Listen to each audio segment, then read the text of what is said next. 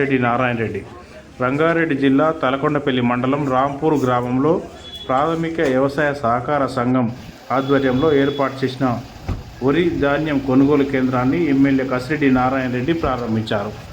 ఈ సందర్భంగా ఎమ్మెల్యే మాట్లాడుతూ రైతులు దళారులను నమ్మి మోసపోవద్దని ప్రభుత్వం ఏర్పాటు చేసిన కొనుగోలు కేంద్రాల్లోనే ధాన్యాన్ని విక్రయించాలని సూచించారు. రైతులు పండించే వడ్లను మద్దతు ధర కొనుగోలు చేసే విధంగా అవసరమైన ఏర్పాట్లు చేయాలని ఆయన అధికారులను ఆదేశించారు. రైతులకు నష్టం కలగకుండా లాభాలు వచ్చేలా వారితో సమన్వయం పాటించాలని సూచించారు. ఈ కార్యక్రమంలో రైతులు, నాయకులు తదితరులు పాల్గొన్నారు. సరిగా ఆరబెట్టకపోవడం నుంచి ఎవరికి పనికి రాకుండా పోతాయి. ఇది తీసుకున్నా బై ఫోర్స్ వాళ్ళు తీసుకున్నా కోళ్ళ పోతే ఇంకో వేరే దానికి పంపించడం కానీ మనుషులు తినడానికి పనికి రాకుండా.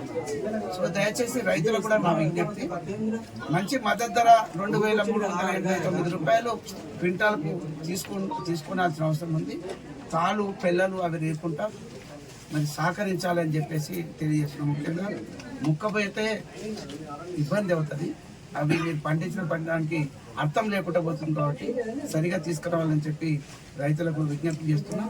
అట్లనే మొక్కజొన్నలు కూడా ఈసారి మన ప్రాంతంలో విపరీతమైన పంట వచ్చింది.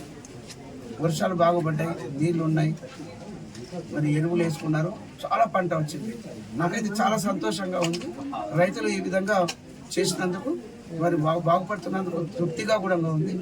దీన్ని కూడా సద్వినియోగపరచుకోవాలి. ఎందుకంటే మళ్ళీ ఒకవేళ వర్షం వస్తే ఎక్కడనో ఉండిపోతుంది.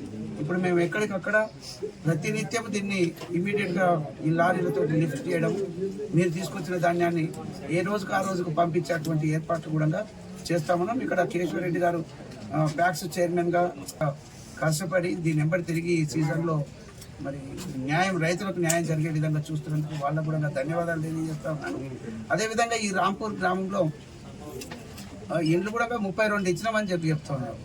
32 ఇజ్రామైన్లు అంతేనా? సర్పంచ్ మంచి నెంబరే ఇచ్చినాం ఇక్కడ, అయినా కూడా కావాలంటున్నారు. నిన్నగాక మొన్న కల్వకుర్తిలో అందరు ఎంపీటీఓలను ఈ హౌసింగ్ సంబంధించినటువంటి ఆఫీసర్స్ తోటి మేము మీటింగ్ పెట్టినాం. ఎంత రిక్వైర్మెంట్ ఉంది, ఏ గ్రామాలలో ఏ విధంగా చేయాలి, 3,500 ఇండ్లు ఇచ్చి ఉన్నాం. వాటికి సరిపోకు అని చెప్పేసి చెప్తా ఉన్నారు. మరి అవన్నీ రిక్వైర్మెంట్ కూడా తీసుకురమ్మన్నాం. నేను కలెక్టర్లతో కూడా నిన్న రంగారెడ్డి కలెక్టర్ గారితో, తర్వాత అదేవిధంగా